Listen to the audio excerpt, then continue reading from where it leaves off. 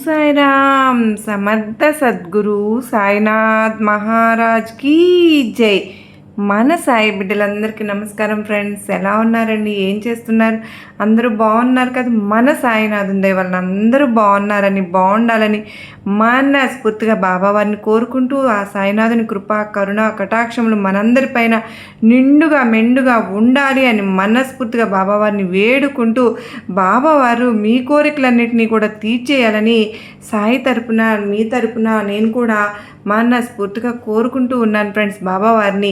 అంత మాత్రమే కాదండి, ముందుగా సాయినాథుని పాద పద్మములకు ఒకసారి నమస్కరించుకుని వీడియోలోకి అయితే వెళ్ళిపోదాం. ఇక ఈరోజు సాయినాథుడు సాయిబాబా సన్నిధి ద్వారా వచ్చినట్టు సందేశం ఏమిటి అంటే కనుక, బిడ్డ బాగా గుర్తు తెచ్చుకో, నిన్న నువ్వు పూజ చేసుకునేటప్పుడు నీతో ఏదో చెప్పాలని ఒక విషయం వచ్చానమ్మా, కానీ నువ్వు నిర్లక్ష్యం చేసి పట్టించుకోకుండా నా రాకను కూడా గుర్తించకుండా నన్ను వెనక్కి పంపేశావు.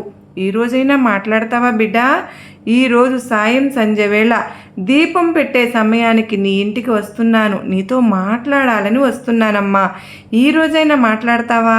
నా మాట వింటావా? ఎందుకంటే ఇది నీ భవిష్యత్తుకు సంబంధించినటువంటి ఒక రహస్యం. ఒక మాట నిజంగా వినకపోయావు అంటే నీ ఎంత దురదృష్టవంతురాలు ఇంకొకరు ఉండరు తల్లి. నిజంగానే నీ కర్మే అనుకోవాలి అంటూ సాయినాథుడు ఈరోజు మనకు ఏదో ఒక తెలియని నిగూఢమైన అర్థం ఉన్నటువంటి దాగి ఉన్నటువంటి సందేశంతో వచ్చారండి. సాయినాథుడు మనతో ఏం చెప్పాలనుకుంటున్నారు తప్పకుండా తెలుసుకోవాలి అంటే కనుక, మనకు మన సాయినాథుని మీద నమ్మకం ఉన్న ప్రతి ఒక్కరూ కూడా, మీరు అందరూ కూడా బాబావారు ఏం చెప్తున్నారు చివరిదాకా వినాల్సిందేనండి. వింటేనే సాయినాథుడు మన కోసంగా ఏం సందేశం తీసుకొచ్చారు, మన భవిష్యత్తు కోసం ఏమి చెప్పబోతున్నారు, అందివ్వబోతున్నారు అనేది అర్థమవుతుంది. ఇక నాకు తెలిసినటువంటి ఒక ఫ్యామిలీ అండి, వాళ్ళు అతని హస్బెండ్కి ఏంటంటే ఫుల్ డ్రింకింగ్ అండి అలవాటు ఉంది. సంపాదించింది మొత్తం కూడా పగలంతా పని చేసుకున్నా కూడా వచ్చిన 200 300 తీసుకెళ్ళి తాగేసి వచ్చేస్తారనమాట. ఇంటికి ఒక్క రూపాయి కూడా ఇచ్చేవారు కాదు.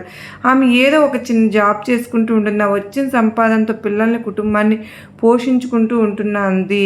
భర్త అసలు పట్టించుకోవడం లేదు అక్క అంటూ నాతో చెప్పుకుని చాలా బాధపడిందండి. ఇంకా అసలు మారనే లేదు మా వారు అని చెప్పి బాధపడి కళ్ళల్లో నీళ్లు పెట్టుకుంది. మనకు తెలిసిన అప్పుడు ఆవిడ చాలా మంచి మనిషి, బాబావారి భక్తురాలు. అయితే పాపం తను అలా చెప్పగానే నేను చాలా బాధగా అనిపించింది. అయ్యో ఎందుకు ఇంత కష్టపడతారు, సంపాదించుకున్న దాన్ని అలాగా పిల్లల నోటికాడి సొమ్ము అలాగా పాడు చేస్తూ ఉంటారు అని చెప్పి నేనైతే తనకు చెప్పానండి. ఇలాగా అమ్మ, ఇట్లా ఒక విభూది అనేది నువ్వు ప్రతిరోజు తనకు తెలియకుండానే పొద్దున్న సాయంత్రం వాటర్లో కలిపి ఇవ్వు అని చెప్పి నాకు తెలిసింది ఏదో నేను చెప్పానండి.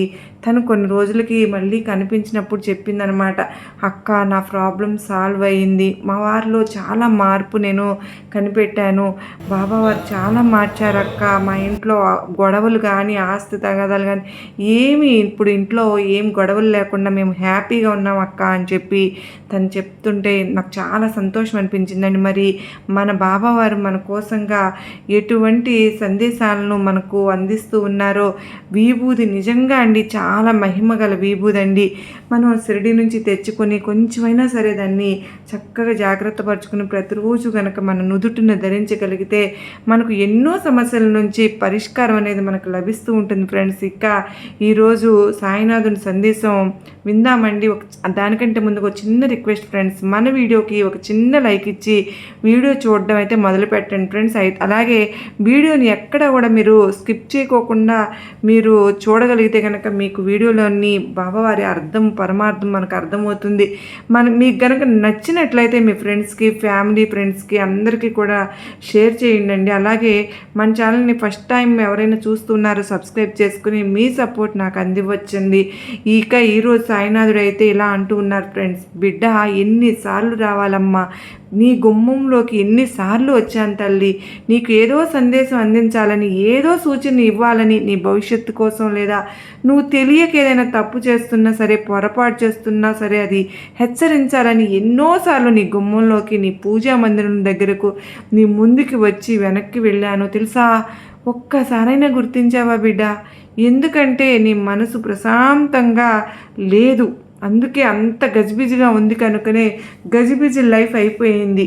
ఉరుకులు పరుగుల జీవితం అయిపోయింది. ఆ గజిబిజి జీవితంలో నీ సాయి వచ్చి నీ కళ్ళ ఎదుట నిలబడ్డా కూడా నువ్వు గుర్తించలేకపోయావు అంటే బిడ్డ, ఎన్నోసార్లు వచ్చి వెనక్కి వెళ్ళాను. ఈసారైనా నన్ను గుర్తిస్తావా? నా మాట వింటావా? నిజంగా నువ్వు నా మాట వినలేదు, గుర్తించలేదు అంటే ఇక నాకు రావాలంటే కూడా మనసు రావట్లేదమ్మా బిడ్డ. ఎందుకంటే ఇప్పటికే నేను ఎన్నోసార్లు వచ్చి వెనక్కి కూడా వెళ్ళిపోయాను.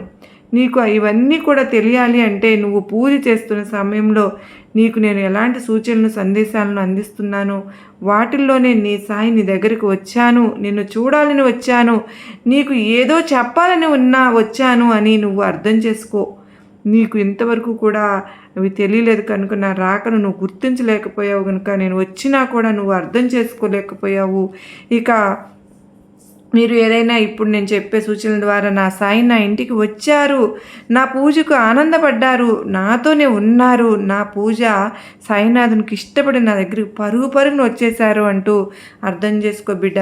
కొన్ని సూచనలు అయితే చెప్పనా, అవి జాగ్రత్తగా వింటావుగా? నేను వచ్చేటప్పుడు ఎలా ఉంటుందో నీకు నేను తెలియజేస్తానమ్మా అంటూ సాయినాథుడు అయితే ఈరోజు ఇలా అంటూ ఉన్నారు. ఫ్రెండ్స్, బిడ్డ, ప్రతి ఒక్కరూ ఇంట్లో దీపారాధన చేస్తారు కదా. దీపం వెలుగులోనే మహాలక్ష్మీదేవి కొలువై ఉంటుందమ్మా. నీ సాయి కూడా అక్కడే పక్కనే ఉంటాను. మరి అంతటి శక్తివంతమైన దీపారాధన చేసేటప్పుడు ఆ భగవంతుడు ముందుగానే, అంటే నీ సాయి ముందుగానే నీకు కొన్ని సంకేతాలను తెలియచేస్తాను. ఆ సంకేతాలను నువ్వు గుర్తించి తగిన జాగ్రత్తలు తీసుకుంటే ఈ సాయి ఆశీర్వాదం నీకు సంపూర్ణంగా లభిస్తుంది. ఆకస్మిక ధనలాభం చేకూరుతుంది. విపరీతమైనటువంటి అదృష్టం కలిసొచ్చి కోట్లు సంపాదించే అవకాశాలు కూడా లభిస్తాయమ్మా బిడ్డ. నువ్వు ఇంట్లో పూజ చేసుకునేటప్పుడు ఒక్కోసారి కుంకుమ కింద పడిపోతుంది కదా. కుంకుమకు చాలా దైవశక్తి ఉంటుందమ్మా. సాక్షాత్తు పార్వతీ స్వరూపమైన కుంకుమ కింద పడితే ఏదో చెడు జరిగిపోతుందని ఎంతో భయపడుతూ ఉంటావు కదా. కానీ ఇందులో ఎలాంటి నిజము లేదు బిడ్డ. నీ చేతి నుండి కుంకుమ కింద పడితే స్వయంగా భూదేవికి బొట్టు పెట్టినట్లుగా భావించుకోవాలి. భూదేవి నీ చేతుల మీదుగా తనకు తానే కుంకుమ బొట్టు పెట్టించుకున్నట్లు అర్థం చేసుకో బిడ్డ. కనుక ఎప్పుడైనా కుంకుమ చేజారిందా, ఆ కుంకుమను ఒక పేపర్లో చుట్టి ఏదైనా చెట్టు దగ్గర వేసి, అంతేగాని చీపురుతో మాత్రం ఎట్టి పరిస్థితులను ఎత్తవద్దు తల్లి. అలాగే ఒక్కోసారి ఇంట్లో దీపారాధన చేసేటప్పుడు నీ చేతులు కాలుతూ ఉంటాయి కదూ. దీపం వెలిగించేటప్పుడు లేదా నీ సాయికి హారతి ఇచ్చేటప్పుడు, అలాగే అగరవత్తులను వెలిగించే సమయంలో అప్పుడప్పుడు నీ చేతులు కాలుతూ ఉంటాయి. ఇది చాలా శుభ సంకేతంగా భావించాలమ్మా. దీపారాధన చేసేటప్పుడు ఇలా జరిగితే నీ పూజలకు నీ సాయి సంతోషంగా ఉన్నానని, నీ ఇంటికి మంచి రోజులు రాబోతున్నాయని, కుటుంబం అంతా సిరి సంపదలతో జీవించబోతున్నారని అర్థం చేసుకోవాలి తల్లి. అలాగే ఇంట్లో పూజలు చేసే సమయంలో నీ సాయికి నువ్వు హారతి ఇస్తావుగా. నీ సాయి ముఖంలో చిరునవ్వు కనిపిస్తుంది చూడు. సాయికి హారతి ఇస్తుంటే సాయి నవ్వినట్లుగా కనిపించును. ఇది చాలా శుభశకునంగా నువ్వు భావించాలమ్మా. ఎవరికైనా కనిపిస్తే ఇక నీ జన్మ ధన్యమైపోయినట్లే. మీరు చేసే పూజలన్నీ మీ సాయి పాదాల చెందుకు చేరుతున్నాయని ఒక శుభ సంకేతంగా భావించాలి. అలాగే ఒక్కోసారి ఇంట్లో దీపారాధన చేసేటప్పుడు నీ సాయికి పెట్టిన పువ్వులు కింద పడుతుంటాయి చూడు. అలా జరిగితే మాత్రం చాలా అదృష్టం తల్లి. నీ ఇంట్లో నీ సాయితో పాటు దేవతలందరూ కూడా తిరుగుతున్నారని సంకేతం. ముక్కోటి దేవతల ఆశీర్వాదంతో పాటు నీ ఇల్లంతా ఐశ్వర్యంతో నిండిపోతుందమ్మా. ఇలా కింద పడిన పువ్వులను తీసుకుని నీ బీరువాలో జాగ్రత్త చేసుకో, పెట్టుకో. దానితో లక్ష్మీ కటాక్షం కలుగుతుంది. డబ్బుల పరంగా నీ ఇంటికి బాగా కలిసి వస్తుంది. అలాగే దీపంలో ఉన్న ఒత్తులు పూర్తిగా కాలిపోతే దానిని శుభసూచనంగా భావించాలి. దీపంలోని ఒత్తులు పూర్తిగా కాలిన తర్వాత నీ కోరికలన్నీ త్వరగా నెరవేరుతున్నాయని, నీ సాయి నెరవేర్చుతున్నానని సంకేతం నీకు ఇస్తున్నట్లు. అలాగే ఒక్కోసారి ఉన్నట్లు ఇంట్లో గజ్జల శబ్దం కూడా వినిపిస్తూ ఉంటుంది కదూ. నీకు గజ్జల శబ్దం కనుక వినిపిస్తే నీ సాయి సాక్షాత్తు లక్ష్మీ అమ్మవారిని నీ ఇంట్లోకి అడుగు పెడుతున్నానని నమ్ము. ఇంట్లో తిరుగుతుందని, అందులోని ఐశ్వర్యాన్ని తీసుకురాబోతుందని సంకేతం బిడ్డ. అలాగే ఒక్కొక్కసారి ఇంట్లో ఎవరో ఉన్నట్లు అనిపిస్తారు, ఎవరో మాట్లాడుతున్నట్లు కూడా అనిపిస్తూ ఉంటుంది. అలా అనిపించినా సరేనమ్మా, నీ ఇంట్లో దేవతలు, నీ సాయి ఉన్నారని సంకేతం, వారు మాట్లాడుకుంటున్నారని సంకేతం. దీపంలో ముక్కోటి దేవతలు కొలువై ఉంటారు తల్లి. అయితే ఒక్కోసారి దీపంలో నూనె లేకపోయినా సరే దీపం వెలుగుతూనే ఉంటుంది. ఇలా జరిగితే మాత్రం నీ పూజకు రెట్టింపు పుణ్యం లభించిందని తెలుసుకో బిడ్డా. నీ పూజలకు నీ సాయి సంతోషించానని, నీ ఇంటిపై ముక్కోటి దేవతల ఆశీర్వాదం ఉందని భావించు. అలాగే ఒక్కొక్కసారి నీకు కలలో నీ సాయి కనిపిస్తాను కదా, లేదా వేరే దేవతలు ఎవరైనా సరే కలలో నీ సాయి కనిపించిన దేవుళ్ళు కనిపించిన నీ ఇంటికి ఏదో మంచి జరగబోతుందని, త్వరలోనే శుభవార్త అనేది నువ్వు ఇంట్లో జరగబోతుందని దీపారాధన చేసేటప్పుడు ఒక్కొక్కసారి ఆవలింతలు కూడా వస్తూ ఉంటాయి కదా. పూజలు ఆవలింతలు వస్తే నీ శరీరంలోకి దైవశక్తి ప్రవేశించిందని అర్థం.